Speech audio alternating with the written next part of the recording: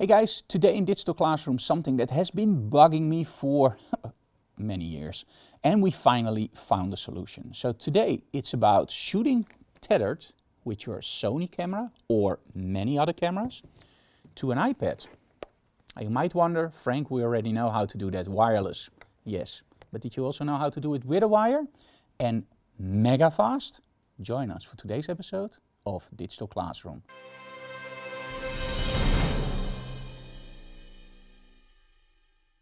Now, shooting tethered to a computer or to an iPad is absolutely awesome. On location, you don't have people hanging over your shoulders, looking at your display, asking, can you zoom in on that? Can you show it in black and white? No. With tethering, you shoot to a computer or a large display, and the client can literally just look at that display. And when you use Lightroom, Capture One, or many other software, you can even sometimes attach presets to it. So if you want to shoot something in black and white, you just add the preset for black and white and everything comes in. Now, there are many solutions for shooting tethered. As you know, the brand Tethered Tools has many solutions for it. Now, you can shoot tethered with, of course, a cable, but you can also shoot wireless. Now, in the past, wireless often was the problem. A lot of people wanted to shoot wireless, but there weren't any solutions. Cables, no problem. Nowadays, it's actually the other way around. If you want to shoot wireless, it's not really a problem. When I go to my Sony, there's even software inside. You can buy stuff like the AirDirect, Case Air, Camfi, and many other solutions out there on the market from many different brands. They all promise the same thing: fast wireless transfers. I can already tell you guys that everything that's inside the camera, my opinion, it works in your bedroom, it works in your studio, it works in your living room. And as soon as it's important, it doesn't work anymore. You can wait 20 seconds for an image, sometimes 5 seconds, and sometimes they just go on a holiday, whatever, all around the world, and then they come in after a minute. It's very unreliable. Now, as soon as you switch over to the bigger transmitters, that's a different story. Up until now, we tested about 3 or 4 of them, and they are all pretty much flawless. They work on great distances, they keep the speed up, and they hardly ever lose connection, unless you're in a trade show environment and it's really busy with Wi-Fi. Sometimes you have a problem, but overall, those systems work like a charm. The only problem is RAW files.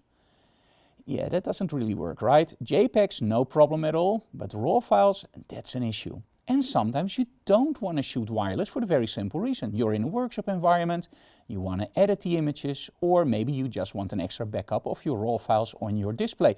Or whatever reason you have, sometimes you want to shoot wired. Now, for a little while, I've been working on a mobile workflow, and I've been coming pretty far. Photoshop on the iPad Pro, Lightroom on the iPad Pro. Of course, we have also Infinity Photo, and we have a lot of other options on the iPads, and they all work like a charm, especially in combination with the Apple Pencil. But also on location, it would be great to use that iPad Pro for the very simple reason. You have a lot of light output from the screen. The screen is absolutely gorgeous. And of course, it's very easy to transport, and the battery life is literally to die for. And probably you do before the battery dies, because the battery goes on for almost forever. So it's the perfect device on location. And it even has a USBc port. So you go like, that's awesome. Let's take some of these Tethered Tools cable. And in this case, yeah, it looks like a lot, but I like them long. I like to go like about 10 meters. So this is about 10 meters. And as you can see, it's not really a lot. It's just 2 cables. It's one USB-C cable to USB-C and one USB-C to a booster or an extension. This is about 10 meters. It can fit in your iPad Pro, on the USB-C, and in your camera. But up until now, there was no solution to actually make it work. So you can connect it, but that's about it. Up until I found the update for Cascable. Now, Cascable is an app you can buy on the App Store for iOS and also a desktop version, but I'm reviewing today the iOS version. So what does Cascable promise? It promises very fast transfers between your camera and the iPad Pro in wireless mode. And that works like a charm also for my Sony camera. But now they recently also added support for Sony and many different other cameras with a wired connection. And this is where all my bells went like, wow, this is what we want. So I downloaded the app, and believe it or not, it works like a charm. So today I want to show you very quickly what you can do with the app, how we connect it in our studio, And overall, I just want to give you a big heads up. If you want to shoot tethered with the cable and you want to use your iPad Pro, listen, this is the solution. I absolutely love it. Now, it's not a cheap app. I'm not going to lie about this. You have a free version that, well, does some stuff. Then you can pay $4.99, I believe, from the top of my head, per month, which I think is a lot of money. Or you can just buy the app for about $60. We choose the last option, just to buy the app for $60. And again, it's a lot of money for an app, but in all honesty, it just works like a charm. So let's just see how I connect everything and how fast the transfer is and the other options you have in the app. And for that, we also have a photo shoot today, so we can literally test it out on location. But first I want to show you how we connect it to our screen in our studio. And for that, we're actually using converter dock. So this is a dock where you have one USB-C and you have a little dock. And this one has 14 ports, I believe. And the most important when you buy a dock like this is make sure that it has at least one USB-C port that supports, of course, charging, and one USB-C port that supports your camera. So a lot of these docks, when you buy them, they only have one USB-C port, and that means that you can or charge your iPad Pro or shoot tethered.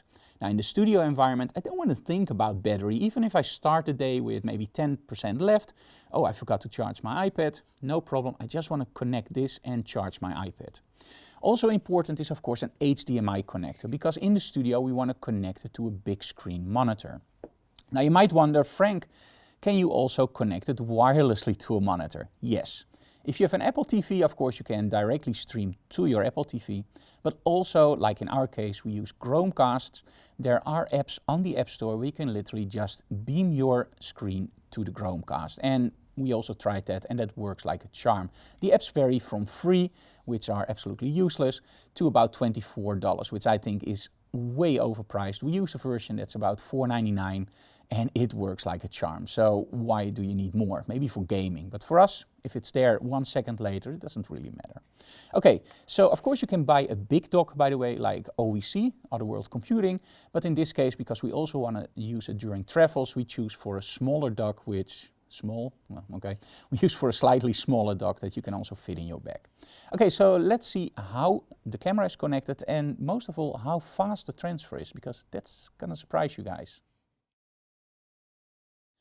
Okay, now before the model is in, I'm gonna show you very quickly how fast those images come in. So just look at the screen. I'm gonna focus on the camera. A lot of backlighting. Okay, so there we go. And as you can see the images, and this is the RAW file. So this is not a JPEG, this is literally the RAW file straight from the camera. As you can see, it projects the images there. We're going to do a screen capture later, so don't worry. It's going to be a lot clearer then. But it goes really, really fast and the images come in almost instantly. And that's what we need during a workshop or during a photo shoot. It needs to be fast.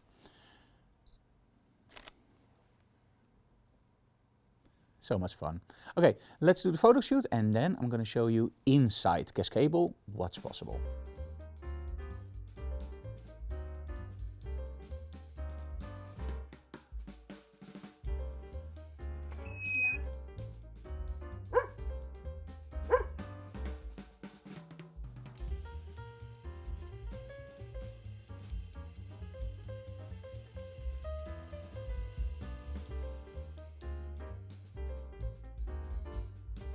Okay guys, let's take a look at inside Cascable, what's going on and what's possible.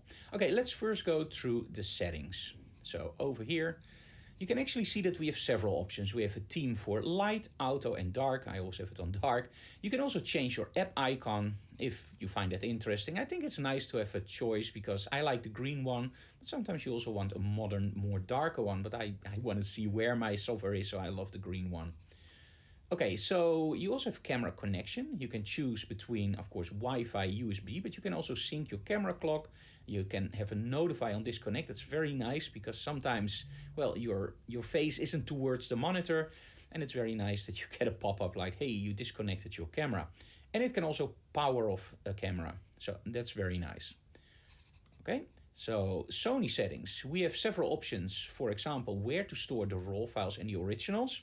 Now, a lot of people like the idea that they can store the images both on the computer, in this case the iPad, and on the card in the camera.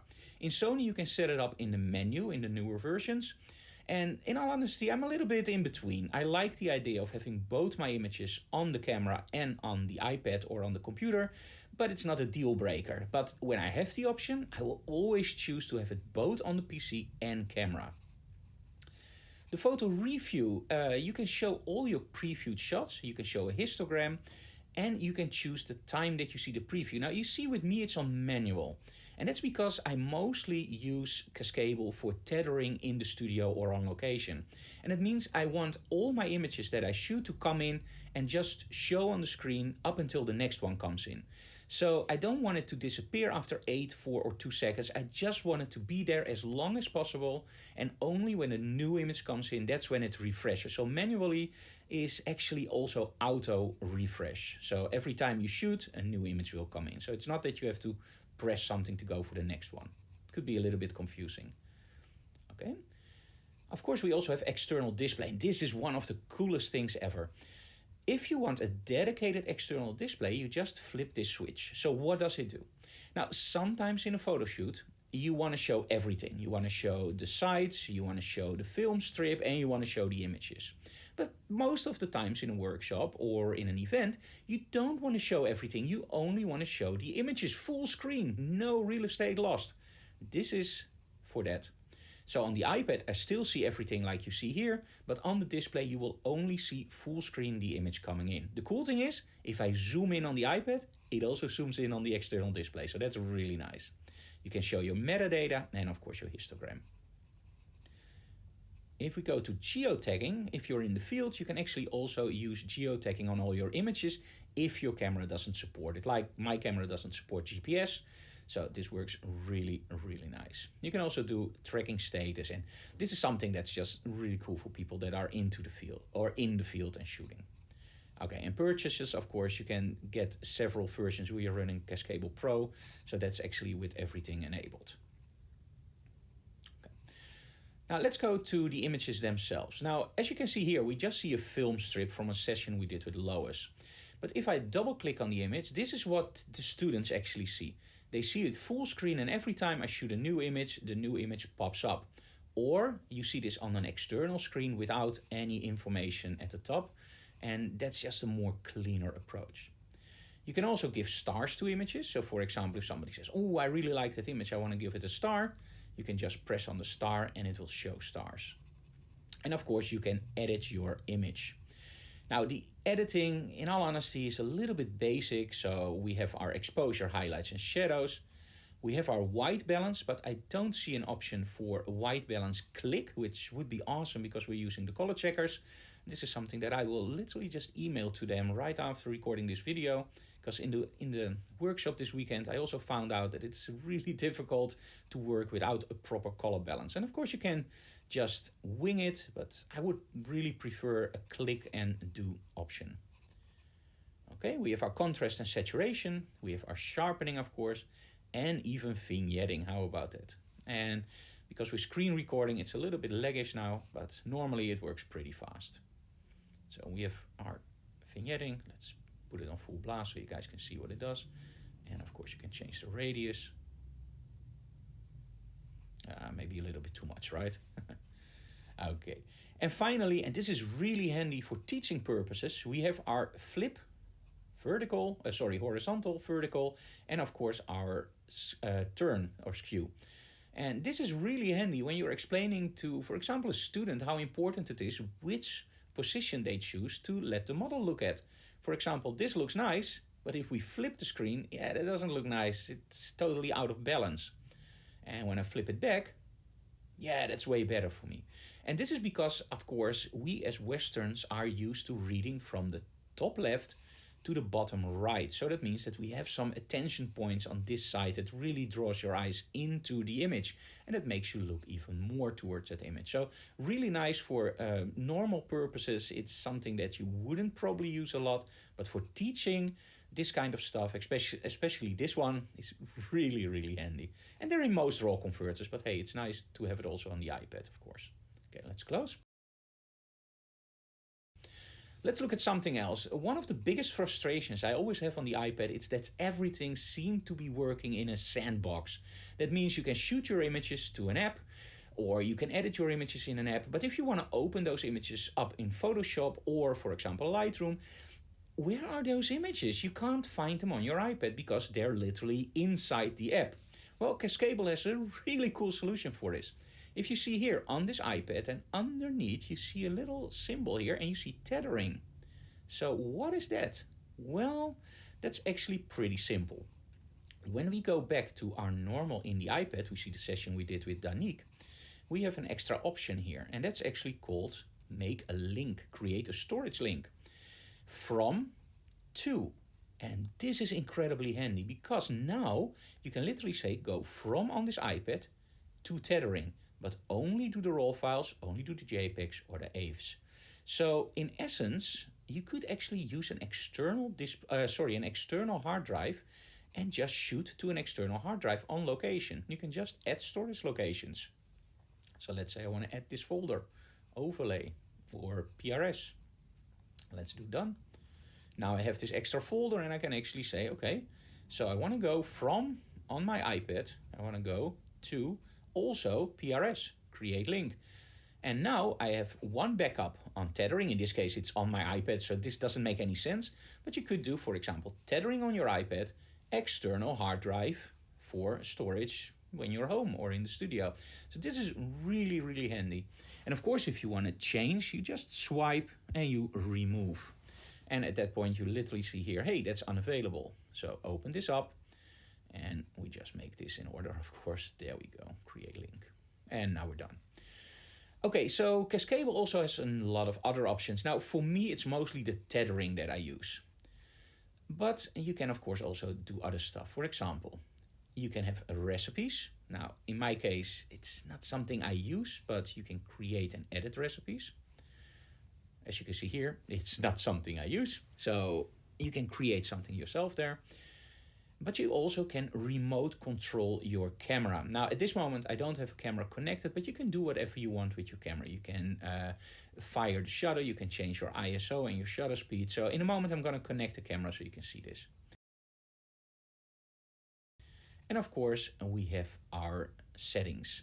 So you can calculate exactly how you have to set up. So for example, let's say my initial shutter speed is 1/30th of a second. My ND filter is 7 stops. So now I have to go to 4 seconds. If you want sharp stars, no problem. What is my focal length? Let's say 22 mil. And what camera do I use? Well, for example, a Nikon DX. Or I want a camera with a full frame sensor, of course. And there you go, 27 seconds. So this is all very, very nice. It's not, again, something that I would use, but it's very nice. Okay, I have my A7R4 connected. Now, not all settings will work for all cameras. So over here you can see which camera is connected, so the A7R4. If you press here, you have several options for your live view settings. You can do your histogram, highlight warning, focus peaking, which is absolutely awesome. Highly recommend that. Your focus geometry and your grid.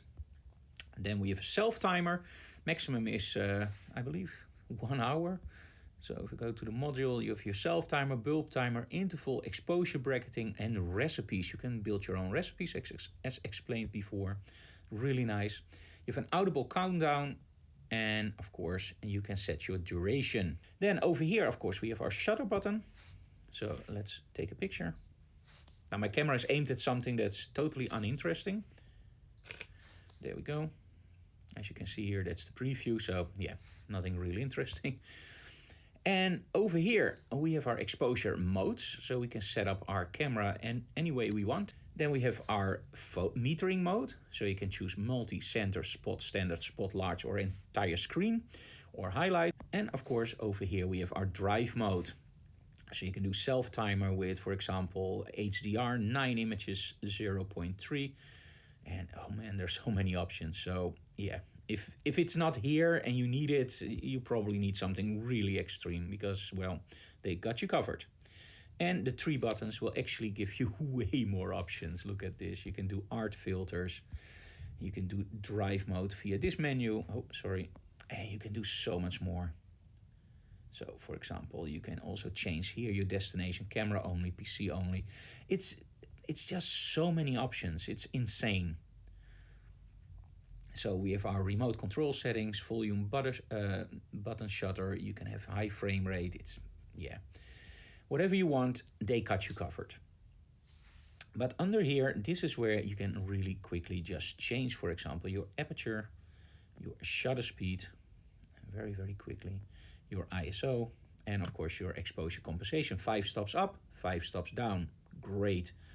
That really works. Okay, so that's about Cascable. Let's go back to the studio. Okay, so as you can see, Cascable, very, very powerful to shoot with a cable. I couldn't resist, sorry. Check it out on the website and of course also on the App Store. I highly recommend using it. It just makes life so much easier. See you again next time. If you like what we do, please leave comments below, smash that like button because we really like that. But most of all, tell other people about our channel so we can grow. See you next time. Bye bye.